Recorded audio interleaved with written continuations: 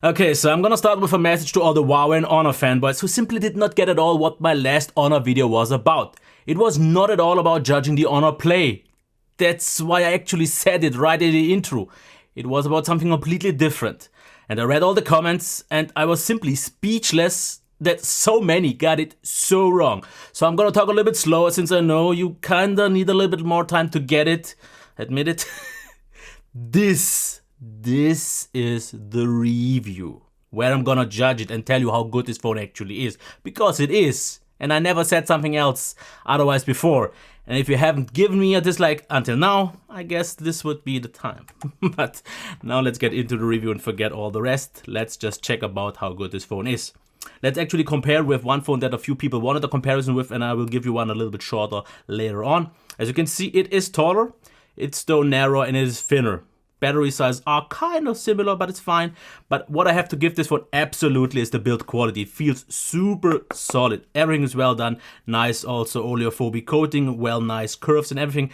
The only things that I would have wished, and that's why I didn't give it quite 5 stars in terms of design, is I would have wished for a bigger curve here that makes it actually kinda thinner and also makes the phone narrower. Now the good thing about this phone with the quite big battery is that it feels still very thin and is quite easy to hold and use in one hand, even though obviously not quite to the top, but really really nice. I did not expect this phone to be kinda so compact for this size.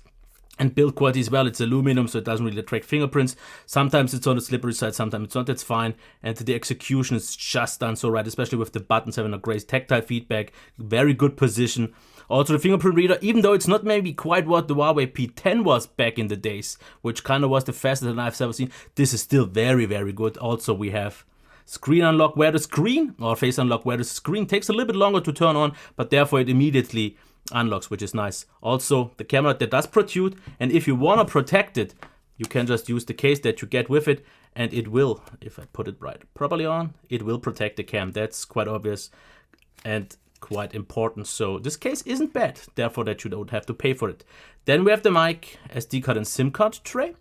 USB Type-C, speaker only, not with the earpiece, but in the earpiece there is something else. Headphone jack, mic, because in the earphone piece is a multicolor LED. It's hidden, it's fine. What we also have is, as you can see, or maybe not quite yet, is the notch. Because in the settings we have the option to turn it off or just show it and then hide it. And I'm just gonna say, the way they did this is absolutely fine. I get my notifications, I get all my important information, so hiding this is pretty much done. Okay, maybe on an AMOLED you wouldn't see the difference in some situations, but this is an absolutely fine solution for me. Absolutely. Navigation buttons as well. A pretty much flat front with a little bit of a tiny curve. Shouldn't be a problem for something like a gaming screen protector or something else. But yeah, overall design and build quality really, really good. Now the display. A few things have to be mentioned. First of all, color temperature mode, we have that. I would just stick with Vivid because normal, yeah, looks dull, but if you want it maybe a little more accurate, it's fine. Notch, we've talked about that. Full screen display. View mode. Resolution, you can change it to HD+, which I wouldn't, because why cripple a display? Maximum brightness, I'm not gonna give you for the reason that this display still has display dimming. I've complained so much about it in the past, I'm not gonna do it. I have made enough videos for that, so it has screen dimming. That's all I'm gonna say, and that's why I can't just give you a value, because it just does what it wants to, if even automatic brightness is turned off. But otherwise, viewing angles are stable. The black levels are still on an absolute good level. It's a little bit better than something like the Poco phone. Colors still pop. It's just that due to the screen dimming, and I hope I will say this the last time now, the display in most situations, at least when I use it with manual brightness, with the brightness that I want to, just looks a little bit dull. But quality wise, it would have been an almost about pretty much 4.5 stars display, but yeah, I just had to knock it barely down to 4. Now the speaker.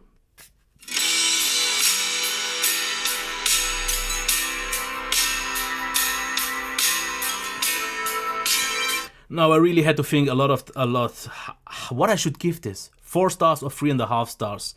And you can see it either way. You can see it as a, let's say, lower end 4-star speaker or a higher end 3.5 star. Because the issue is, in most situations it is loud enough, but as you have maybe noticed even on this demo here, where it actually sounds better sometimes than it does in real life use, it sounds a little bit on the thinner side, which is a little bit sad to see. Volume I would have wished for a little bit more, especially if I watch outdoors, maybe some YouTube videos.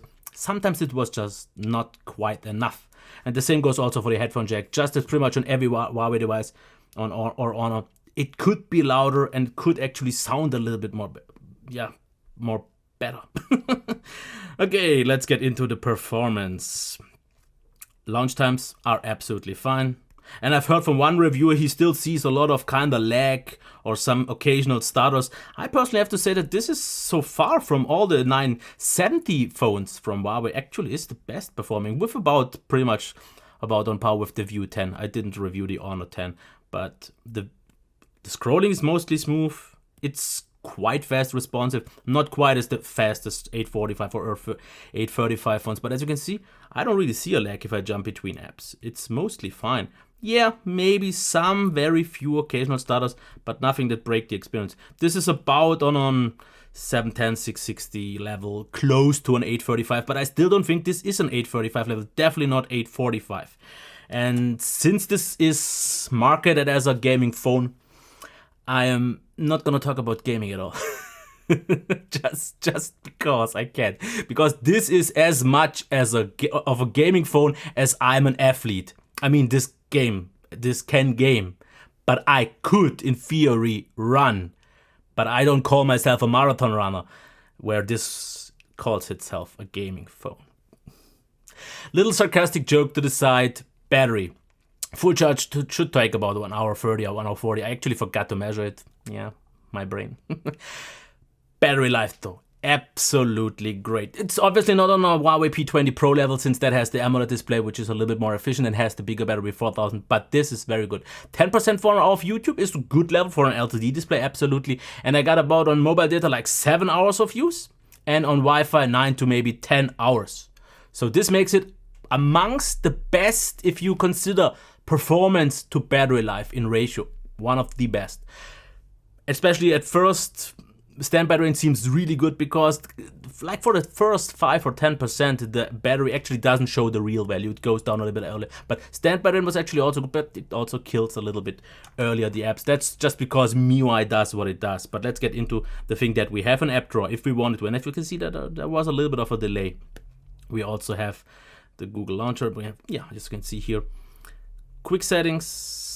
We've seen the display settings. And as you can see, sometimes it needs a little bit of time. And yeah, sorry for the display, but like I said, even though I dimmed it down, it just does not want to really do it. Eye comfort, full screen display and all that.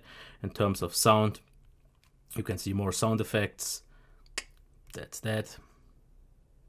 Let's just check smart assistants. Oh, obviously we have the option to make the screen smaller if you want to use it with one hand. We have touch disable mode, glove mode, motion control. You can change the buttons, flip, one-handed UI voice control. So yeah, that's pretty much that.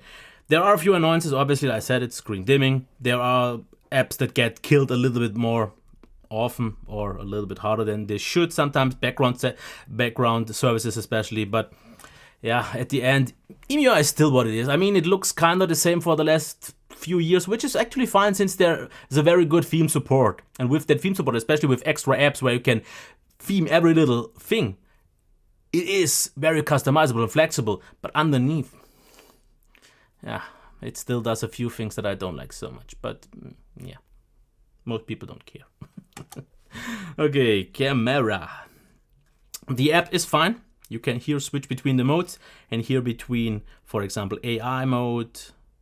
Here also the rest. As you can see here, we have Google Lens and all the rest of the settings. So the design looks nice. You can here switch. It would have been nice if you could have swiped through the settings like you can on Samsung devices, but yeah, that's that. So let's just check the pics if it would do that. Yes, now. Okay, from this distance, it's a little bit blurry. Absolutely normal from this distance. So let's just scroll a little bit ahead and to the next one. This one is absolutely in focus, absolutely right. Now, why this one actually looks a little bit pale in comparison to this, I don't really know. Must have been an awkward shot, I don't know. Now here, absolutely easy 4.5 stars camera. Great details here, especially if you zoom in. Everything looks good. Nice colors, everything else. exposure, sharpness, actually really good. Also here with not that much light, it still maintains quite good here as well. Here with the bokeh mode, and I still think that actually Huawei has one of the better ones. And yes, I have some dirt on my face. No, but bokeh is nice. Now outside, nice sharp pictures. I have to, okay, let's talk about AI mode. Forget it. This looks less natural. This looks good. Really good actually. This looks too much. So I generally can't recommend AI mode. Just use it without, because the pictures, I was actually surprised after what I've seen on the viewfinder, where everything looks completely oversaturated, completely overexposed. Once I see it on my calibrated monitor, it looks really good. So the viewfinder is a little bit misleading because you don't really know what you actually get, but the results are realistic in terms of colors. Sharpness is okay. Autofocus had a few minor issues. Sometimes it just didn't get some things in focus, but mostly it's fine. And yeah, absolute nice camera. Absolute, I have to say that, because it's not a flagship and it's not far off in terms of quality. So good job, good job. Now, this is extreme low light, and I just recently tried those tests to include them for everything, so it doesn't really look that good here. And if I give it 4 stars in terms of low light, this is not really judging those pictures, because something like a Samsung Note can do it way better. But this is still okay if I know what others looked like in the past that I just didn't show. As you can see here, with a flash especially, looks fine. Now, some look a little bit odd. Now, this is the night mode, which has nothing to do with the night mode from the Huawei P20 Pro, where it takes 6 seconds. Here it sometimes takes like 10 seconds, sometimes 20 seconds, and you every time get a blurry mess because you have to be completely still. I think this is made for tripod use, but definitely not for in-hand use. And yeah, it's definitely not the best in terms of super low light, but if you see here the normal pictures that I usually do, quality is absolutely fine, and that's why I won't give it less than 4 stars, because it is still a solid low light cam. Yeah, nothing I could complain about. Now video. It's still not Huawei's strong suit. Mostly for the reason that this is 4K and it does not really, okay, it doesn't look like 4K, especially on this video since it's just in 1080p 60, but it still looks more like 1080p 60 or 1080p instead of 4K. White balance was a little bit off, but the quality is fine. As you can see, it's obviously not stabilized. If stabilized, things look good. Therefore, you need 30 frames though. This is 1080p 60, by the way. Yeah, still shakes. But autofocus is fine. And yeah, picture quality is good. But without EIS in the higher modes, it's a little bit sad. Because, for example, here we have stabilization, 1080p 30, but there is a heavy crop. So just don't forget about it. You have to have your arm very stretched, or maybe a selfie stick. But the quality is absolutely fine. I think outside, especially compared to the pictures, it does not look quite as natural. It kind of tries to over sharpen the video, which is a little bit sad because I don't think it's necessary. It would have looked better without. And inside, you can see the same. It overexposed just a little bit, but quality is fine. There is the heavy crop, but at least it's stabilized because, for example, something like the Pocophone had a little bit of a better front-facing cam, but wasn't stabilized, so that's why they are on par. But as you can see here in lower light, it degrades a little bit more. But the big bonus is the solid stabilization. And the sound of the microphone was, I also have to say, actually absolutely solid. Now I'm gonna get to the comparison between those two because people wanted to get that. So in terms of design, yes, this one wins. It's still, after all, noticeably thinner. Build quality is better. This one is basic. The in-hand feel of this one is still really, really good. I've said this in my review, but this is just better. Display, I will also give it to, this is a little bit of a hard thing because if not for the dimming, I would have given it to the Honor